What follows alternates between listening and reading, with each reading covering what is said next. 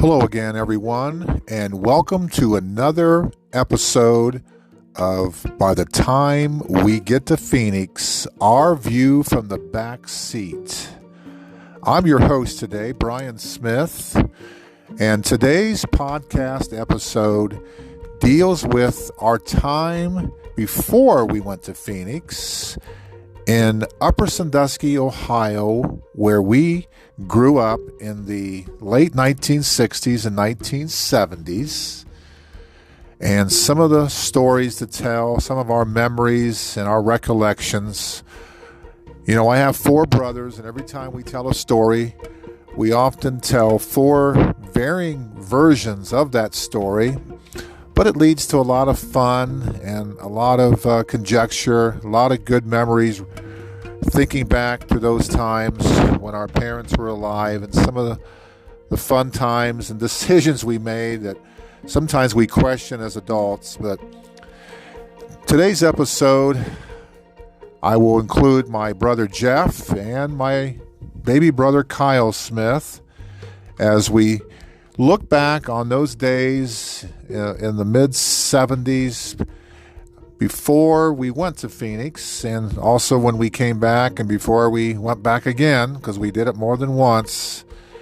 So sit back and enjoy this version of By the Time We Get to Phoenix, Our View from the Back Seat. And this view comes from our time in the quaint little town, Mid-Ohio, Upper Sandusky, Ohio. Well, anyway, guys, I know we're kind of strapped for time here, so I think today we're just going to focus a little bit on By the Time We Get to Phoenix, and I'll edit this as best I can, but I'd like to put this on the Upper Sandusky Wyandotte County Memories, because when you guys put it on, there was a lot of positive feedback from everybody, and we have friends. Patty Wells has been my friend for 60 years, or close to it. Yeah. Patty Penwell now. Cheryl Wolf.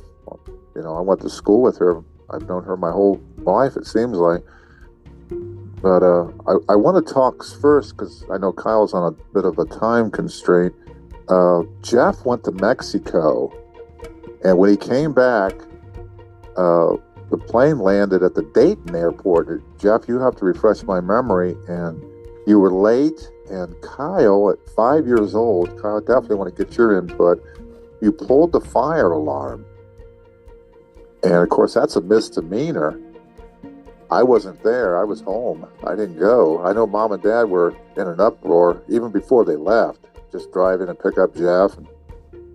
Well, I have a lot of stories about that whole trip, but certainly looking at that last arrival, I was coming in from Dallas, and there's again a whole story about what happened in Dallas. But we're pulling into Dayton finally, late, probably 10 or 11 o'clock in the evening, and we arrived finally, and I'm so thankful finally to be back in the USA at home.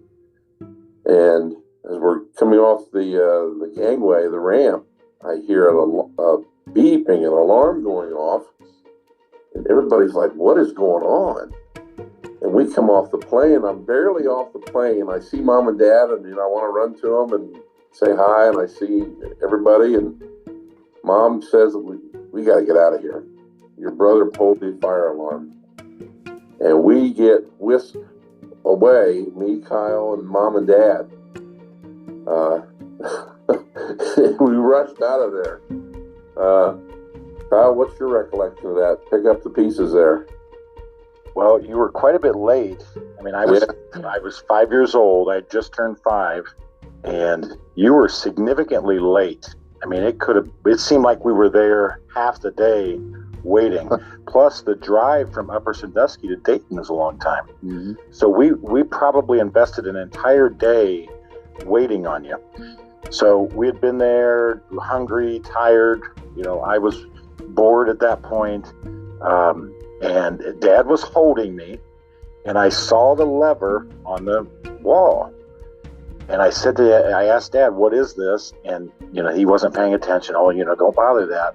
That's all he said. He wouldn't tell me what it was. And he was holding me, and I was able to reach out, and I pulled the lever. And as soon as I did, all heck broke loose. With Dad alarm holding started you? Going off. It was incredible. What did you do? They realized immediately what had happened. And Dad, there happened to be a police officer kind of run up, and Dad says, well, what do I do? The guy said, well, just get out of here. What do you want me to do? Yeah. And I can remember the fire trucks going around the facility. It alerted them. And the timing was almost perfect, Jeff, because I think you did at that point, you were running up as we were evacuating the facility. But yeah, the Dad looked at the police officer, said, what do I do? The guy said, well, just get out of here. Get out of here. That's not good when a police officer says that. Right. Jeff thinks it's a celebration for him coming back.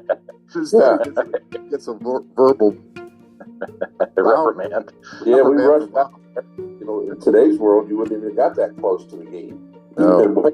Here, but that's how it is today. That would have been $100 fine for Mom and Dad also. Wow. Yep. All very true. But yeah, I think at that point you were married and Rick and Randy just didn't go. But it was I just remember it being a long day that, between driving there, waiting. Because Jeff, you probably were a few hours late. Well, the whole story there is that once I got out of Mexico City, it was bound for Dallas. Once I got to Dallas, I had to change terminals. And I was 16 years old, almost 17. I had no idea what to do. I'm all by myself. I had no chaperone, nothing. So I get to summer of 76. You're in the wrong terminal, son. So they said, you got to go over here and do this. So I climb over the gate, when you go through what do they call it? Not a pedestal, but you go through a gate with an arm on it. Oh. A turnstile. Edit this out. I went through a turnstile, and the guy said, hey, well, you can't do that. I said, I don't have any money. I got to get to my plane. So he let me through. I get on a bus to go to the other terminal at Dallas. Get in my terminal, and I'm running, trying to get to where I'm supposed to be. I'm not sure where. I'm smart enough to know kind of where. I get up to the desk at what I think is the right gate, and she says, well, you may as well settle down, son, because your plane left. I thought, oh. She said, but what I can do, she could sense my panic. She said, well, we'll put you on the next one. I said, can you call my parents and let them know that I'm going to be late? And she said, we'll take care of all that. She was a real nice lady. She said, well, just give me your boarding pass. We'll get this all figured out. Put you on the next one. I lost my boarding pass somewhere in the run between the terminal and running in the airport like O.J. Simpson, jumping over luggage and jumping over turnstiles. I'm almost in tears. I was almost like, I lost it. I'm figuring I'm stuck in Dallas. I lost my ticket. I was just panicking. Okay, just don't worry. She went in her computer and typed it in and found me again. Well, she said, okay, I've got you on this flight, but it's like 3 hours later, and it goes through Atlanta. With no food and no money. So I get on a flight. Eventually, I go to the gate, just sit there and wait.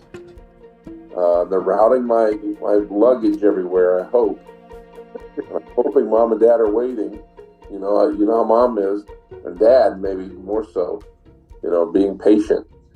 I run through Atlanta, get off there, get on another plane, again, going to Dayton, Ohio. So I was 3 or 4 hours late easily, and I'm just nervous. I'm eating, I can eat peanuts or whatever on the plane. They weren't serving big meals back then, but I probably got a little bit of food in me and some drink. And then I pull into Dayton on the plane, and the alarm incident goes off. So that was a crazy day. And then to top it all off, we get in the car and we're heading home, and I'm telling stories. I'm tired, this and that. And we're in Upper Sandusky, and Mom and Dad pull down. We lived on 500 South Hazel. If you remember that summer when I left, anyway, we drive by 500 South Hazel because Dad said, Dad's got a surprise for you. We pull into 350 South Hazel. I'm thinking, whoa, what happened? He said, we moved while you were gone. I come into this house I've never been in. Everybody, you guys are up. Brian wasn't married. Brian was there, I'm pretty sure. This was August of 76, Brian. Yeah, I wasn't married yet. I didn't get married in October. So we were there. I see the house for the first time. Rick and Randy are there. How you guys doing? You know, just a reunion of sorts. I said, well, where's my room? And I go upstairs and see that whole layout. But it was like, what a summer. What a summer. What a day that was in 1976. Is that the house that had the garage off of the house? Yeah. Yeah. Garage off the house, and then had another building behind. Yeah, next door was the Youngs. I remember in that house, that was my last year with you guys, my last season, because we did something that made Mom mad, and this time she got the extension cord out, and I learned, because I got hit with that cord, to get up the stairs first to our rooms and lock the door. But one time I thought, I'm going to stop at the top of the stairs. And Mom's flailing away, hitting you guys with that extension cord. I remember Randy yelling out, and Rick, and you. And then Mom discovered that I wasn't going up the stairs, and they were getting hit. So she reached out with her, she's only 5 foot tall, and got me with that extension cord right on the tip of my ear. Oh, that hurt. But that was that house where I would stop at the top of the stairs and that you guys get a beating. That wasn't the first time. You learned that trick back on 8th Street. That trick started early. And yeah, being at the back wasn't good. Rick and Randy were typically at the back. I could at least claw my way through if they got. But yeah, you would put out both arms, spread your hips, and put your feet in the widest position you could, and you were locked in. And yeah, we were like trying to climb a wall.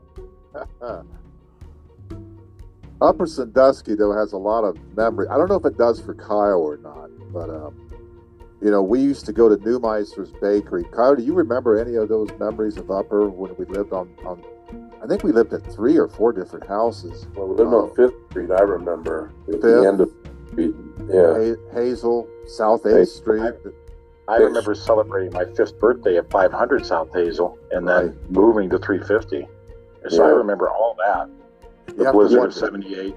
Yeah. You have to wonder why we moved a couple doors down. That doesn't make any sense to me. But, if we didn't have verification from the 3 of us, people would say, oh, boy, that's really a tale you guys were telling. You don't move 3 houses down, but that's what we did.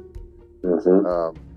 And the Busy Bee, we would go into that. I remember getting like an orange drink. It wasn't juice, but it was an orange drink at Busy Bee for 10 cents. They had a side door. Remember that side door, Jeff? We would go in. Yes, well, Busy Bee was our grocery, and we were the runners of the day. If Mom wanted something, she wasn't going to go down there. Typically, she'd send one of us.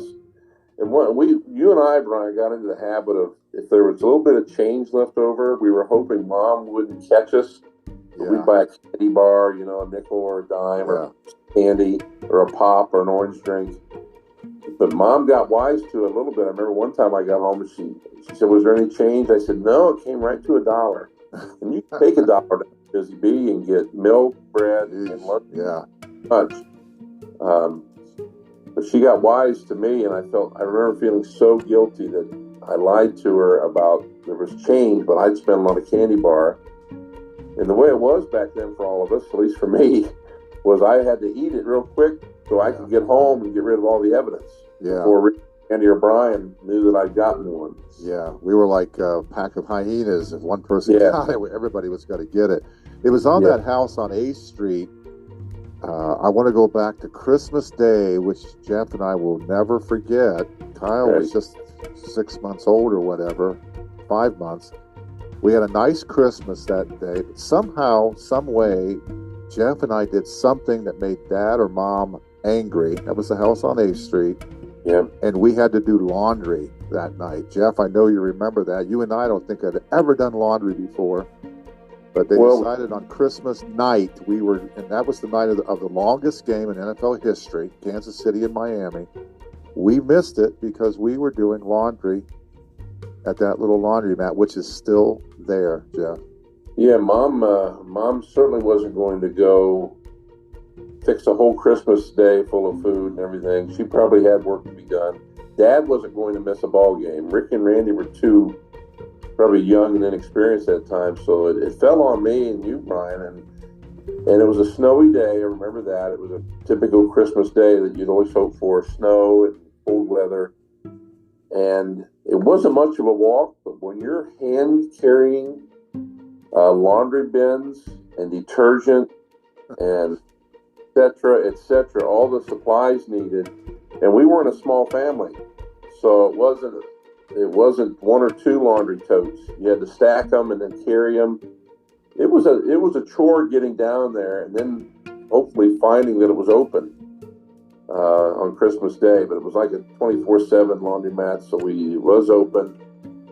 And yeah, we spent 3 hours there at least that evening doing all that. And although Mom trusted us to do it, she gave us strict instructions on how to do it and what to put in, and don't lose this and don't lose that. I want every piece of laundry and clothes to come back the way it was sent. And you're right, it was almost a punishment for you and I something that happened on Christmas Day, 1971. It seemed like a punishment. I don't know what we did. 5 kids, 4 same age around that time. The other thing I want to talk about and get on tape, we lost Kyle here, hopefully he'll come back on, is one of my friends, my schoolmates, Billy Seiler, I think was his name, Seiler. He's lost the history for us now. Was a schoolmate when I went to South School, and in the summer of 72, he said, you and your brother want to go to Detroit with me and my dad. I said, take my brother? Yeah.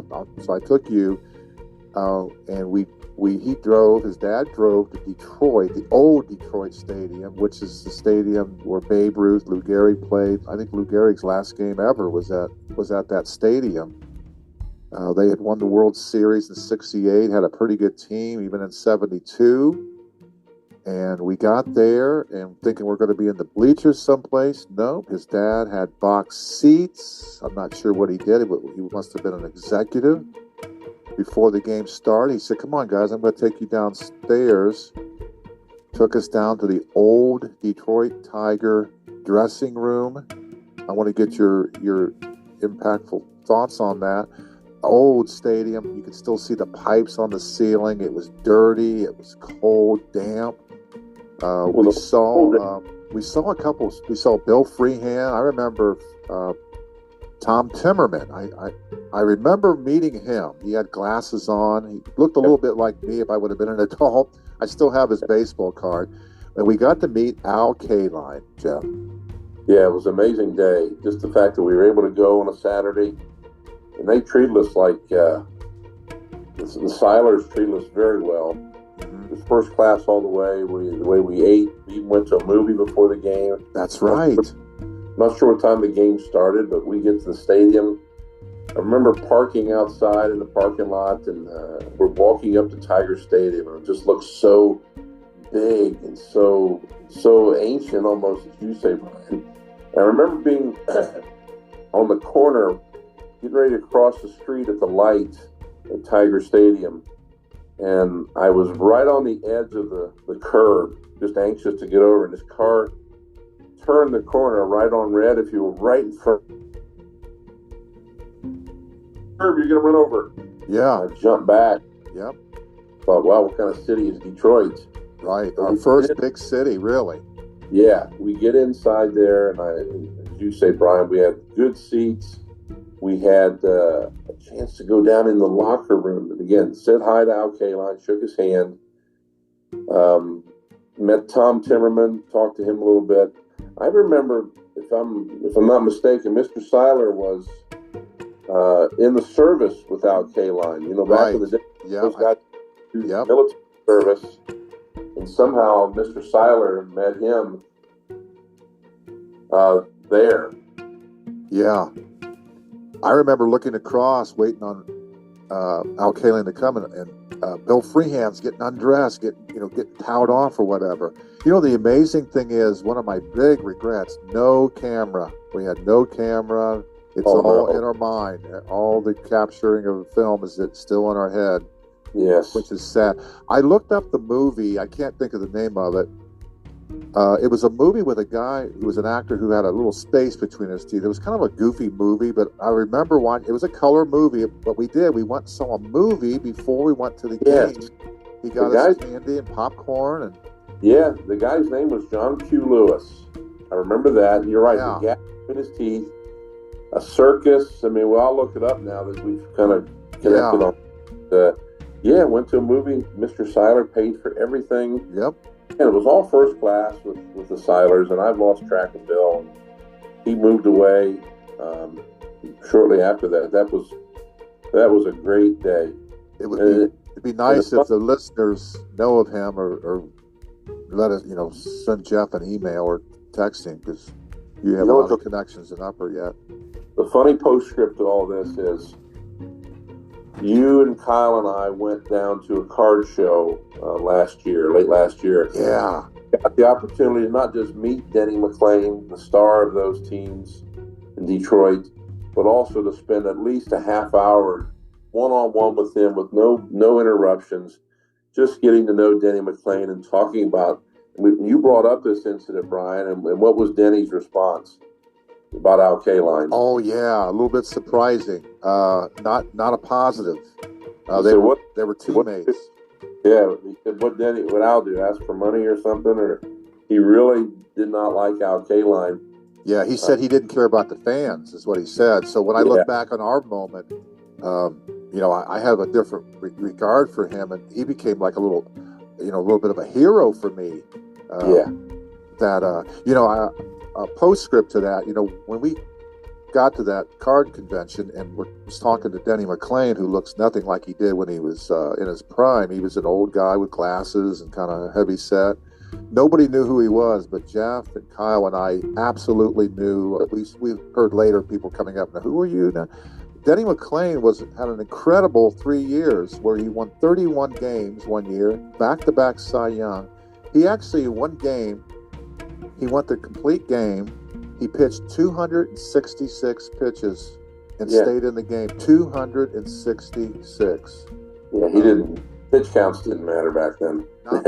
Not back then. But that was an amazing moment. So many memories that we have without a camera. Another item I like to talk about, not sure where Kyle went. We lost him. Is we had a lot of nice memories with our Uncle Dale. I want to talk about him for just a moment. And some of you, if listening from the Upper Sandusky area, Dale McCarley, he died 10 years ago. He was awfully good to us. He sure was. Dale McCarley. He took us in. In fact, I lived with him for one summer into the fall even. He took care of me. Taught me how to drive, really. My dad didn't have the patience. Taught me how to drive. He would go all over the state trying to find shoes for me, because as a 16-year-old, I wore size 13 shoe. I could never find shoes. He would buy shoes for me. Would play basketball with us, Jeff. I don't know what memories you have of Dale McCarley. Dale was married to Dad's sister, Mary. They had 3 kids, Mary Lou, Eddie, and Tanya, all still alive. Mary's passed away now. But Dale was the favorite uncle. He and Dallas were pretty close. Yeah. When Dallas moved away out to Phoenix, Dale became our go-to uncle if we wanted to do any kind of athletic activity or just care about doing something with us besides Dad if Dad was at work. But yeah, I have tremendous memories of Dale. They lived over by Fairhaven Home. That's right. Little tiny house that looked like it's been built by someone, just with spare parts. And he had a basketball hoop outside. Yeah. But I remember being in front of Dale's house. I was probably, again, early teens. So we're talking the 72, 73. And Dale was a tremendous fast pitch softball player in the area. Could throw a curveball with a softball. He could do anything with a softball. And I'm out front playing catch with him. And he said, and he started to kind of show off. And Dale, in his chuckling way, he always had a laugh or a smile at the ready. He said, I used to be a pretty good pitcher. And he said, oh, I said, okay. He said, you think you can catch one of my fastballs? Of course I can. And he was probably a pitching mound to home plate in baseball is 60 feet 6 inches, and in softball it's a lot closer, so probably 4 feet in the street.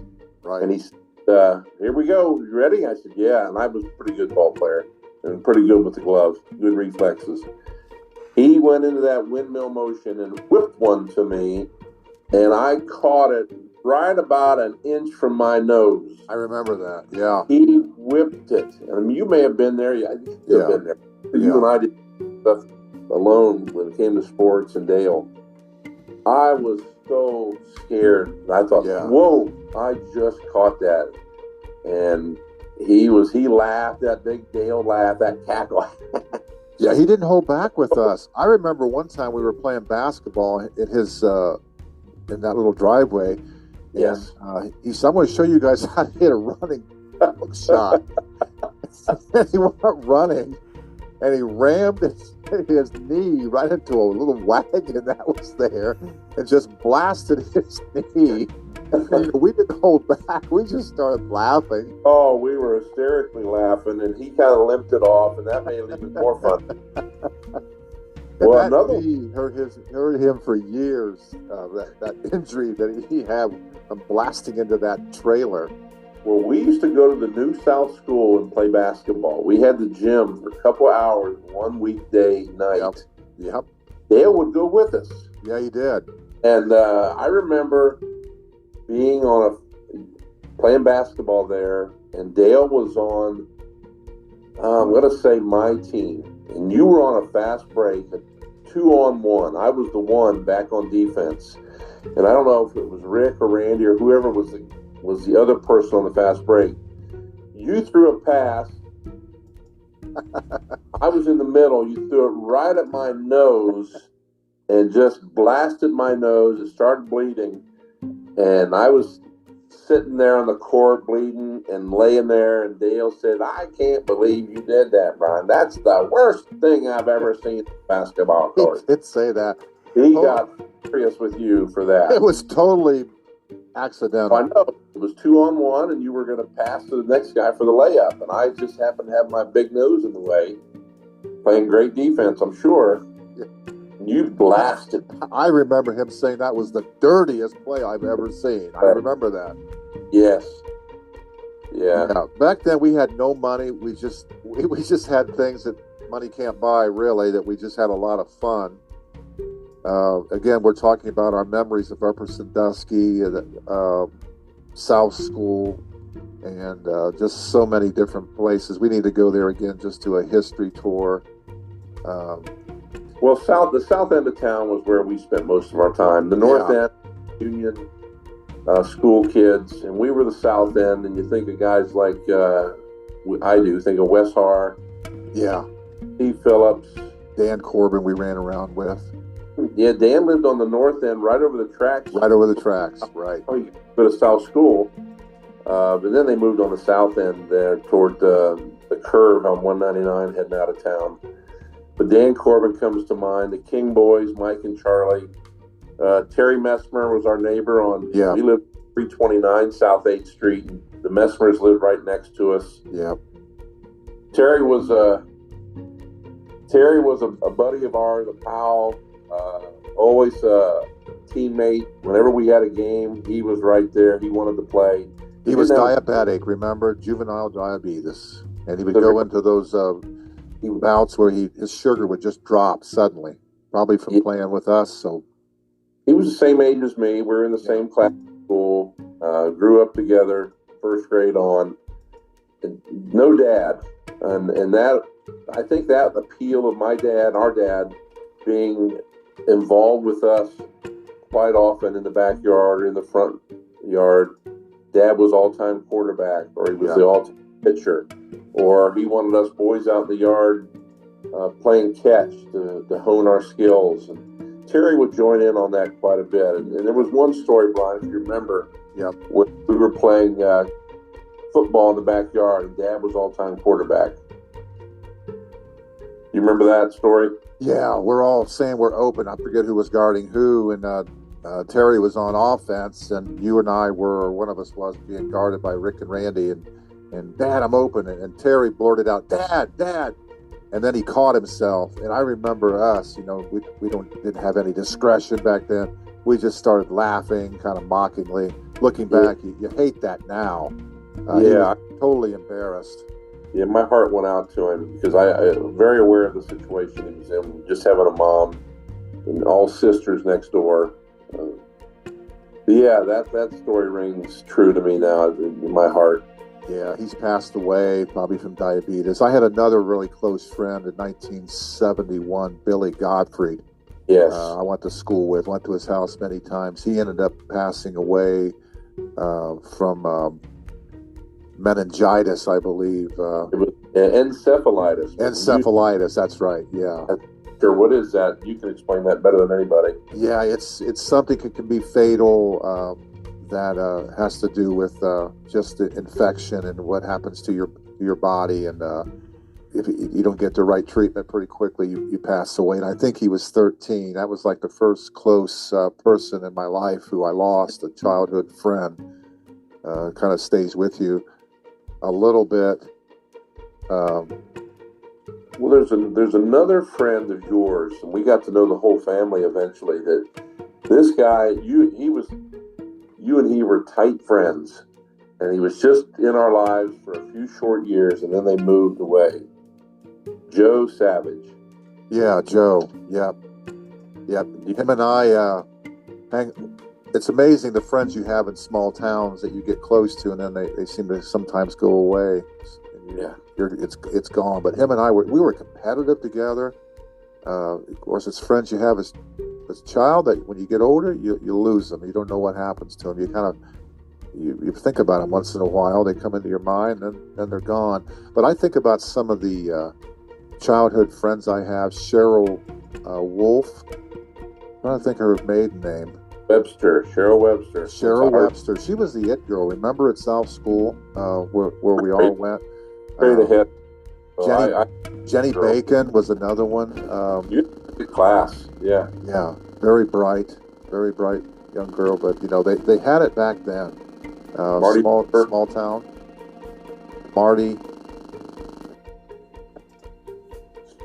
Yeah, I had a different set of. When I grew up, the girls in my class were the Laura Kalmbach. Oh yeah.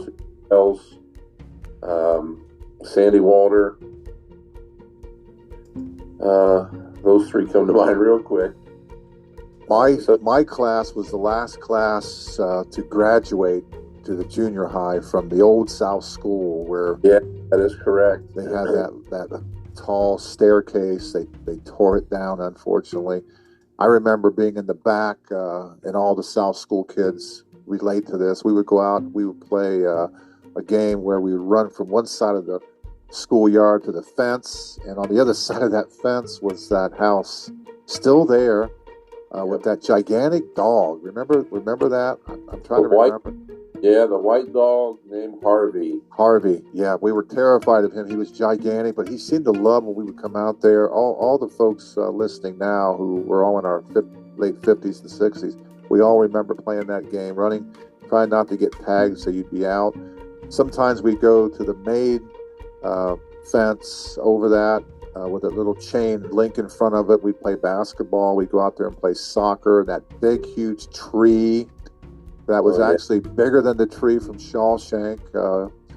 That tree, of course, is gone, unfortunately. I wish I would have taken a picture of that tree. We played basketball there. They had swing set. That was a huge playground. Huge. And we played soccer in that field. At the very end of the field, there was a baseball, softball field. Yep. acreage for a little elementary school, didn't you think?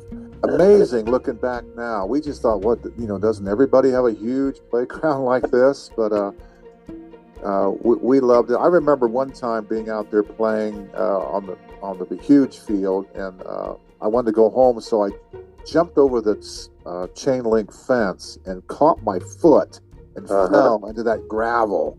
Yes. Oh, that hurt. Yeah, all the way home. I was about 8, 9, or 10 years old. Yeah, I remember. Home. But the building with the first grade, second grade, those doors are still there. I remember lining up at that second grade door, and what incredible memories that were there. One time we were there just reminiscing. You, me, Jeff, Rick, Randy. Yeah. And a guy stops there at the building and said, "Can I help you guys? What's going on? You need something?" And I'll let you take it from there. Do you remember that day? I sure do. It was about 2 years ago, and it was all of us, I believe. Maybe not Kyle, and I don't want to exclude anybody, but we were there walking around the grounds, and certainly it was a Saturday. We didn't think anything would be open, but looking in the windows, just walking around, sharing memories around the first and second grade classroom area. And you're right by those classrooms, a car goes by in the alleyway right there, and as you said, "Hey, can I help you guys?" And we told him the story of how we grew up there and how we used to come here, and just started relating stories. He said, "Well, I'm the custodian here. I can sure let you in." It was Mike Barth. Mike grabbed you, Brian. He married Linda Hoover, Mike, who's now Linda Barth, of course. And he was so kind and gracious to open doors and walk through there with us. And boy, that brought an even larger rush of memories and recollections of that whole school. And that's where a lot of our memories were born, the South School building inside. Yeah, it was so gracious. If he's listening, Mike, thanks for that little hour or so. That just kind of put a cap on our memories so we could go back and actually relive it. Just awesome memories that are still there. That's the beauty of going back to your town you grew up in, your hometown. A lot of things stay the same. I hate it when they tear down buildings to put up a parking lot. My brothers and I, we do history tours. We just walk through and before and after pictures. Of course, going to the Union High School, junior high school, still there. I know things have changed. The high school is still there. They haven't torn it down yet, thank goodness. But those small town memories, and just big time history for us. Yeah.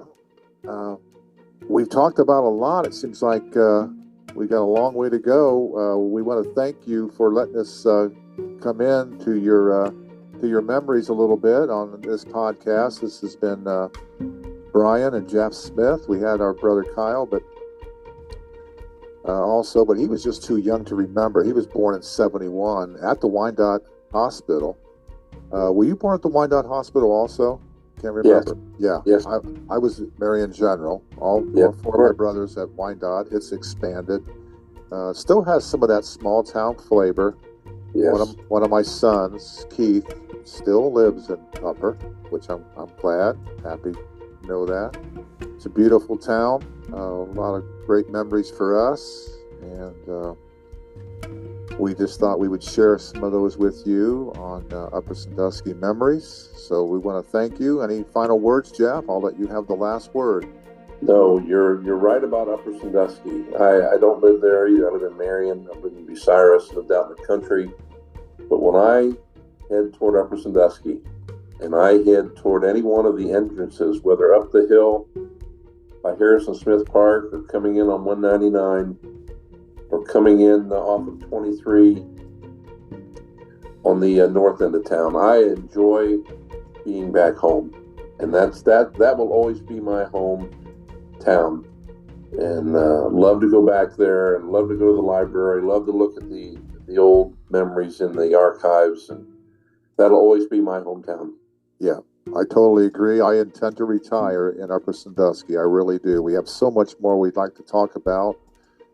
We will do another podcast where we talk about our memories of Harrison Smith Park and the old library, and we could go down every single street. I have some beautiful memories and stories to tell, and I'm sure Jeff does too. Maybe we can get my brother Rick, brother Randy, the twins, and little baby brother Kyle to come back on. And we want to thank you for listening. This has been By the Time We Get to Phoenix, our view from the back seat. But before we went to Phoenix, we were living in a very beautiful small town in middle America, the heartland really, Upper Sandusky, Ohio. So thank you for listening, and we will see you again down the road.